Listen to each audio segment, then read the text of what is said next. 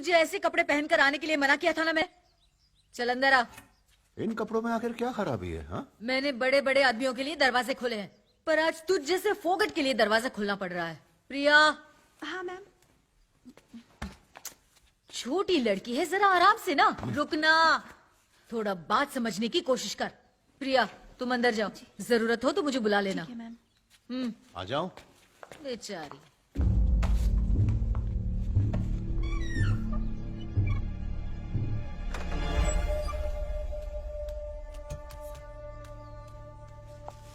ए, क्या हुआ यार, इतनी जल्दी आ गई? मैडम वो आदमी ना मुझे बिल्कुल भी पसंद नहीं है। मेहरबानी करके मुझे फोर्स मत कीजिए प्लीज। मेरी बात सुन, 1 घंटे की तो बात है, थोड़ा एडजस्ट कर लेना। मैडम वो आदमी जो कुछ डिमांड कर रहा है वो मैं नहीं कर सकती मैडम। ठीक है चल आना। तुम जैसे को लड़की मिलना मुश्किल है, अब जो बोलोगे वो करेगी क्या? ये तो पैसे के लिए कर रही है ना, इसको करने को बोल। अरे वो करने से मना कर रही है ना। अच्छा अभी निकलो, बाद में आना। नहीं जाऊंगा। ए, अब क्या है यार? अब मुझे तू भी चलेगी, दरवाजा बंद करके आ। कहाँ मैं फंस गई। सुनो, तुम थोड़ी देर बाहर जाओ, मैं बुलाती हूँ। चलो जाओ। तुम जाओ।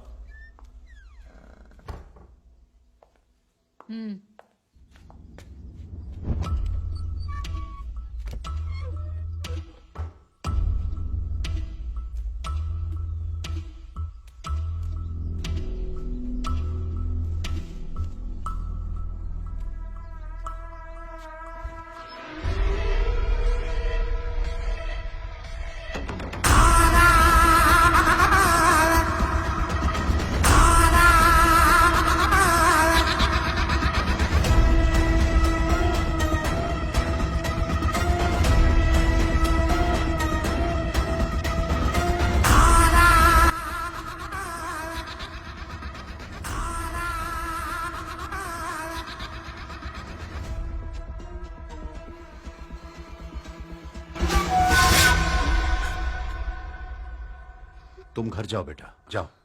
Sir madam. मैं उनको संभाल लूंगा, जाओ तुम घर जाओ। और सुनो बेटा, मैं तुम्हारी हालत के बारे में नहीं जानता, लेकिन जिंदगी में कुछ भी हो, ऐसे घटिया लोगों के पास नहीं आना चाहिए। ये कोई अच्छी चीज है क्या बेटा? गलत रास्ते पर जाओगी तो जिंदगी बर्बाद हो जाएगी, है ना? अच्छी तरह पढ़ाई करो। जी हाँ नमस्ते।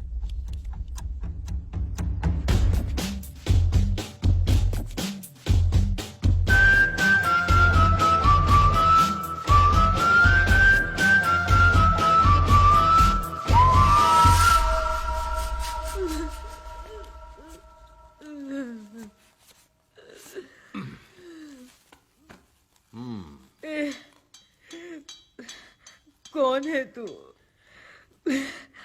तुझे क्या चाहिए बता। मुझे ऐसे क्यों लटका के रखा है? जैसा करेगी वैसा भरेगी।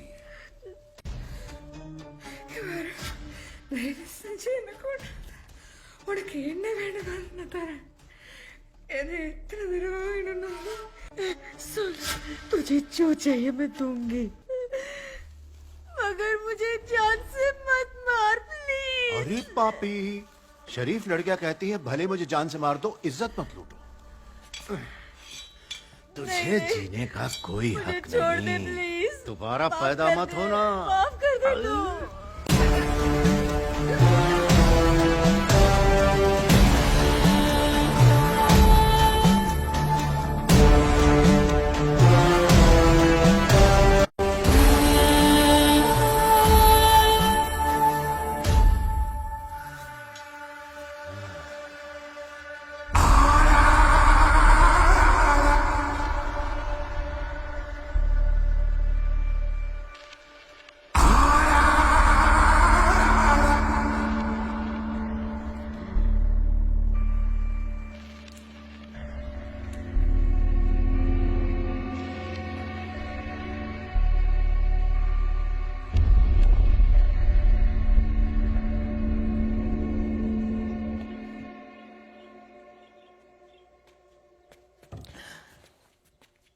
बैठिए सर। क्या हुआ सर, कोई जरूरी बात है क्या? आपने घर पे बुला लिया मुझे? जितने लोग अरेस्ट हुए हैं सबसे पूछताछ चल रही है। पर वो हार्ड डिस्क तो आपके पास ही है ना, उसी के बारे में बात करने के लिए बुलाया है। समझ गया सर। मैंने वहां पे 7 लोगों को पकड़वाया, लेकिन उनमें से सिर्फ 3 ही लोगों पर वेश्यावृत्ति का केस चल रहा है सर। तो अभी भी उसके ऊपर 302 का केस चलना ही चाहिए सर। वो हार्ड डिस्क मेरे पास ही है, तो प्लीज आप मेहरबानी कीजिए और उनके ऊपर एक्शन लीजिए। प्लीज आप एफआईआर लॉन्च कीजिए सर। बिना किसी एविडेंस के मैं सुसाइड केस को मर्डर केस में कैसे ट्रांसफर कर सकता हूँ? ऊपर से बहुत प्रेशर है सर। अरे कम से कम उससे संबंधित कोई वीडियो तो दे दो, तभी तो एक्शन ले पाऊंगा। जैसे ही आपने उस इंस्पेक्टर का ट्रांसफर किया, उसी वक्त से मेरा पुलिस पर से विश्वास उड़ गया। अगर आप एफआईआर दर्ज नहीं करेंगे तो मैं भी आपको हार्ड डिस्क नहीं दूंगा।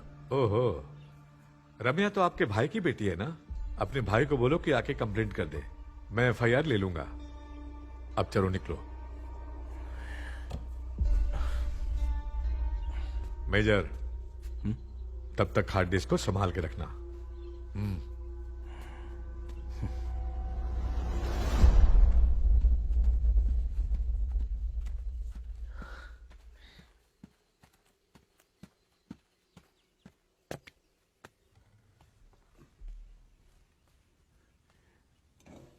आजा अरुल, बैठ यहाँ।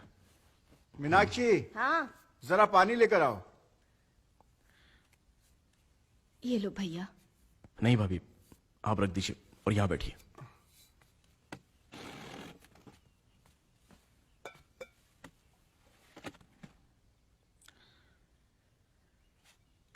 प्रिया, हाँ चाचा। जरा यहां आना बेटा। बोलो ना चाचा। तुम जरा चाची के घर पे जाओगी, मुझे तुम्हारे मम्मी पापा से जरूरी बात करनी है। ठीक है, जाती हूँ। क्या हुआ अरुल? कैसे बोलूं समझ में नहीं आ रहा है। ये वीडियो देख लीजिए भैया।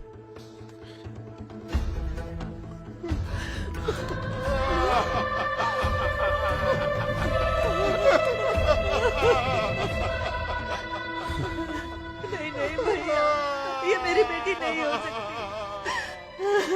आपने मुझे फोन सही करवाने के लिए कहा था ना, उसमें से मुझे ये वॉइस नोट मिला, सुन लीजिए। रम्या, तेरी शादी भले ही हो जाए, लेकिन तू धंधा छोड़ नहीं सकती।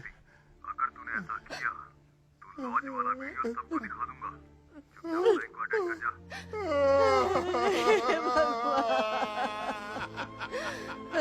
भैया, मेरी बेटी शादी की वजह से नहीं मरी। किसी बात की कमी नहीं थी अरुल, फिर उसने ये सब काम क्यों किया?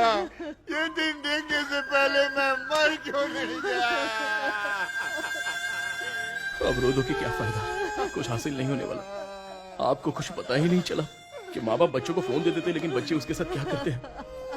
इसी घर में रहकर आपकी बेटी ने वीडियो कॉल पर पूरी दुनिया के सामने बदन की नुमाइश की। आप लोगों को कुछ पता ही नहीं चला। मैं सुबह चाय के बागान पे जाता हूँ, रात को लौट के आता हूँ, सब इसके भरोसे ही तो छोड़ के जाता हूँ ना। मैंने सोचा अंदर सो रही है, पढ़ रही है, किसको पता क्या हो रहा है। इसीलिए उसने खुदकुशी कर ली। ये खुदकुशी नहीं है, बल्कि उसका कत्ल हुआ है। उसने पहले धमकी दी, तो आपकी बेटी ने उसकी धमकी से तंग आकर अपनी जिंदगी को खत्म कर लिया। भैया, अगर आप हिम्मत करेंगे तो हमारी रम्या की तरह और किसी बच्ची का शिकार नहीं होगा, हम बचा सकते हैं उन्हें। समझी नहीं भैया। भाभी, हमारी बेटी रम्या ने सुसाइड तो नहीं किया था, इसे कत्ल ही कहा जाएगा। अगर उसने धमकी नहीं दी होती तो ऐसा कुछ नहीं हुआ होता। इसलिए मैं चाहता हूँ कि प्लीज आप दोनों आगे आइए और उनके खिलाफ कंप्लेंट कीजिए, ताकि आगे से ये सब कुछ होने से रुक जाए। आगे क्या करना है वो मैं बताऊंगा ना आपको। भैया, सिर्फ हमारी रम्या ही नहीं, और 700 लड़कियों की वीडियो वहां पर मिली है। भैया, हिम्मत कीजिए प्लीज। भाई रम्या की तरह किसी और की बच्ची ना मरे, क्या करना है मैं तैयार हूँ। रुको, चुप करो तुम। ये हमसे नहीं होगा भैया, नहीं होगा ये हमसे। बाहर पता चला कि हमारी बेटी धंधा करती है तो हम बाहर मुंह दिखाने के काबिल नहीं रहेंगे। अभी हमारी एक और छोटी बेटी भी तो है। अब इस बात को यही खत्म करो, जाने दो, रहने दो भैया, वरना हम तीनों लोगों को जहर पी के मरना पड़ेगा। भैया, अगर हमारी मदद करना चाहते हो तो इस वीडियो को डिलीट कर दो। और कुछ नहीं, और कुछ नहीं चाहिए।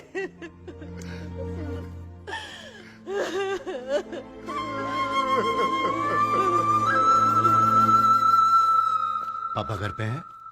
पापा, आप कैसे हैं अंकल? अच्छा हो बेटा, आप तो अच्छे हैं हाँ, ना? मैं बिल्कुल ठीक हूँ।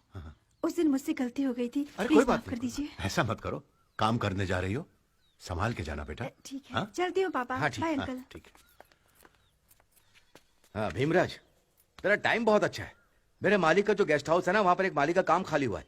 माली की पत्नी मर गई है ना, इसीलिए वो गांव चला गया। तू अभी पौंडीचेरी चला जा। वहां तुझे मुत्तू मिलेगा, तू वहां जाकर उससे मिल ले। मैं उसे फोन पर सब बता दूंगा, समझ गया ना? भैया, मैं आपका यह एहसान जिंदगी भर नहीं भूलूंगा। क्या है भीमराज, तूने जो मेरी मदद की है उसके सामने तो बहुत कम है ये। अच्छा देखना, जाने से पहले एक काम कर दे, जो छोटे छोटे काम पड़े हुए हैं उसे भी खत्म करके जा। ठीक है ना? चल आजा। हाँ।